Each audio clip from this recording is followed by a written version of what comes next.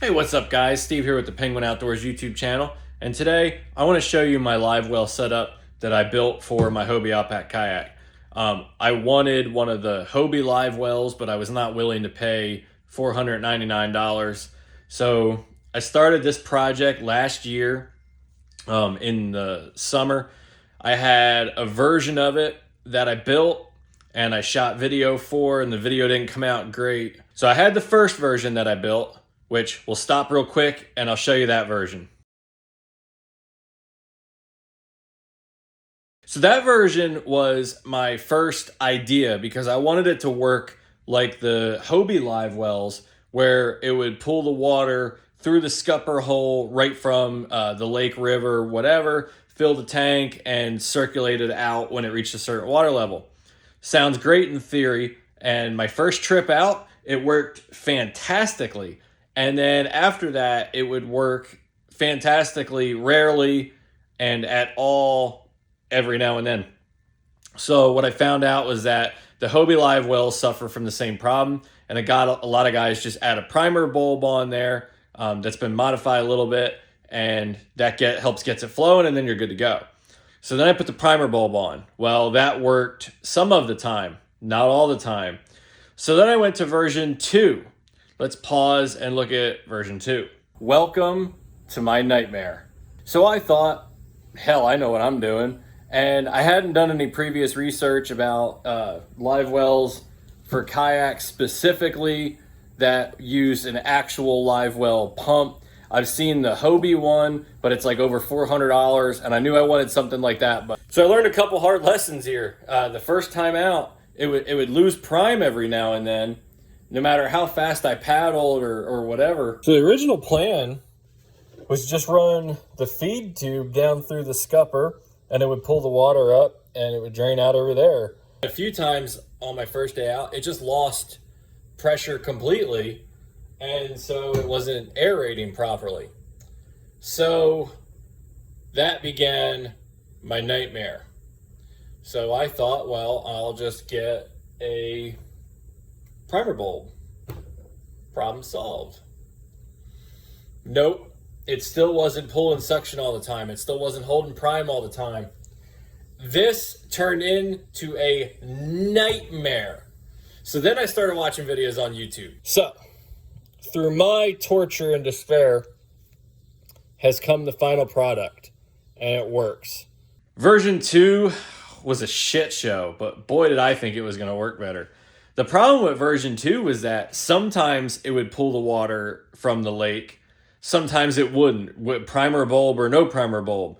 And sometimes it would circulate the water that was already in the tank. And sometimes it wouldn't. It would get like vapor locked or hydro locked, or I don't even know. Just everything about that thought process, that design, was total shit. So that worked better than the other version, but still not all the time. So let's fast forward to version 3.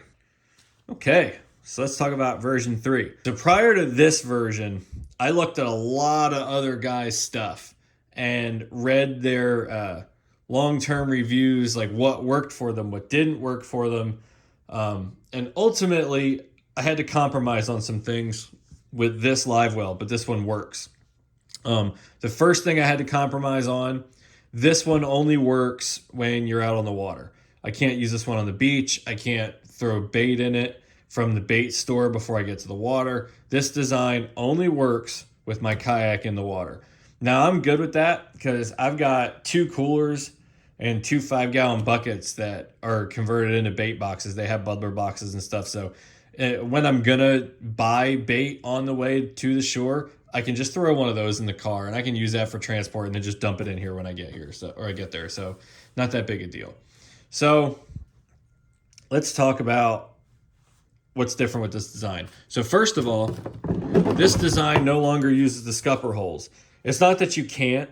The Outback is more than capable of having tubing or pumps or whatever through the scupper holes. Their own design uses it that way. I decided not to. One, for simplicity. I went way more simple with this design than I did before.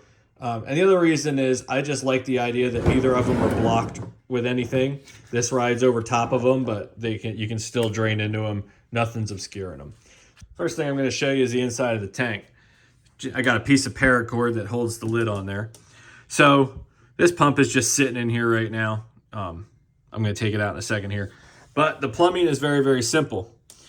I have a drain down at the bottom there. This is an automatic drain. When the water level hits that level, it runs right out of this tube here that goes right over the side of the kayak. So the water comes in from the lake, returns to the lake. I will say this drain system works for me because I'm using a 6-volt battery and I have the flow metered a little bit. I'll talk about that in a second. If you ran this with a 12-volt battery, that drain would get overrun. The water level would go over top of it. It would get up to the lid, all that good stuff. It's also important to note, I don't run this pump continuously. I don't need to. I can run it continuously, and that drain pretty much keeps up. It's possible that I may go to a slightly larger drain and put a screen over it. That way I could run it the entire time I'm on the water and never have to worry about where the water level is at. But that drain with the 6-volt battery keeps up pretty good. So let's talk about the pump real quick. This thing's gonna fall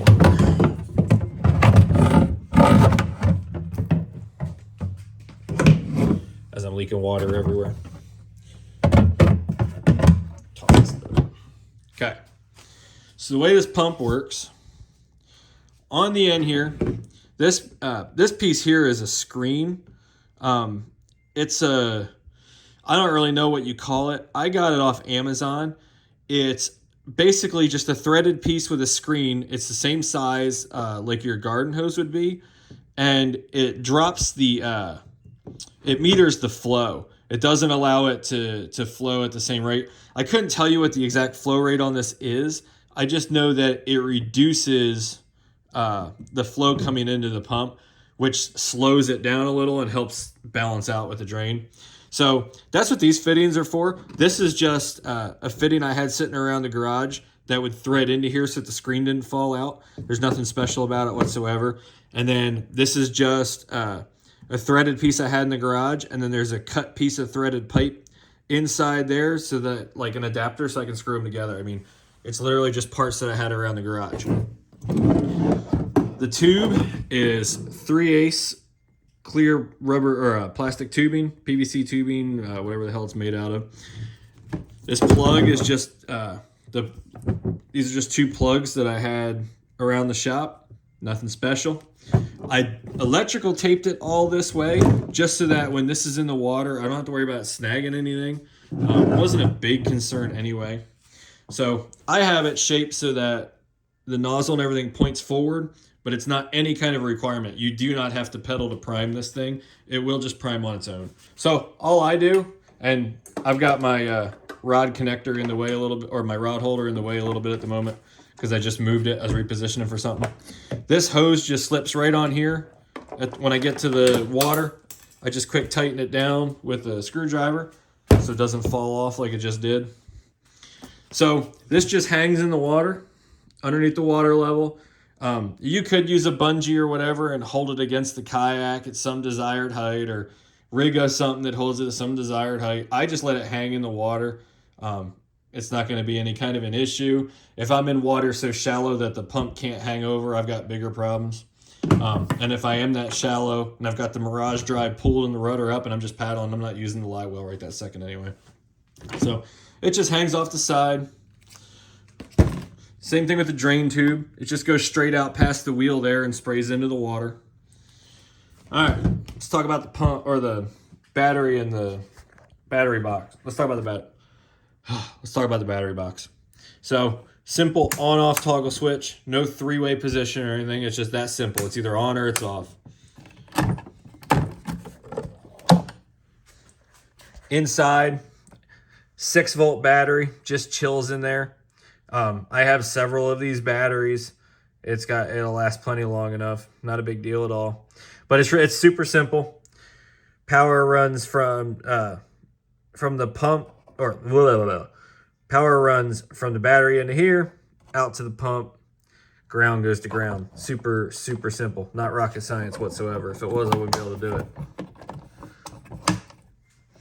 And then on the side here, I just have one of these on each side. I have a strap, goes from this eyelet to it, tightens down. Yeah, it's pretty much the gist of it. And the simple kayak handle that's screwed into the lid there.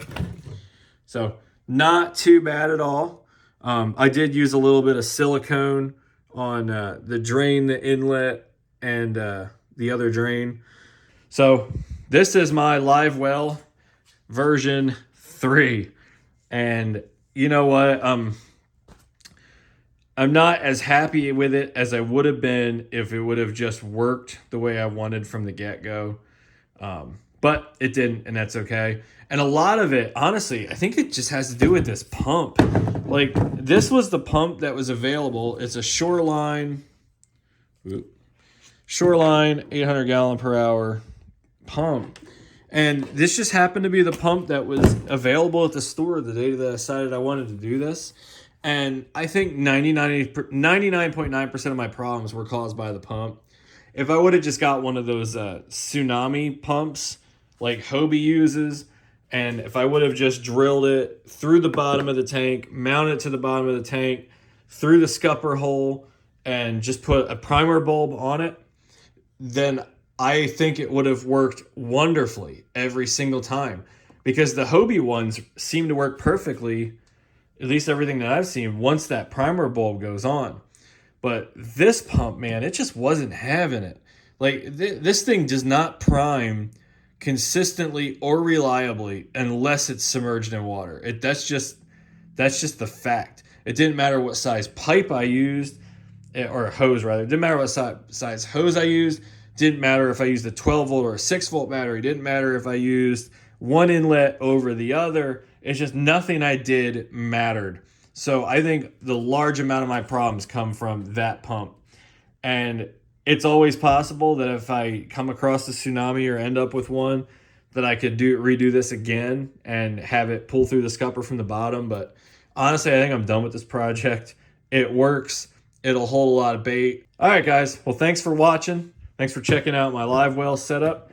And we'll see you next time. I hope this helps you out. And if it does, don't forget to hit subscribe. Drop me a comment down below. Thanks again, guys. Well, we hoped you enjoyed this video. If you want to see more great videos from the Penguin Outdoors YouTube channel, don't forget to click subscribe. And while you're at it, hit that little bell so you get notified when new content is available. Please leave us a comment down below and let us know what you thought. And don't forget to hit that like button. Thanks for watching, and we'll see you next time.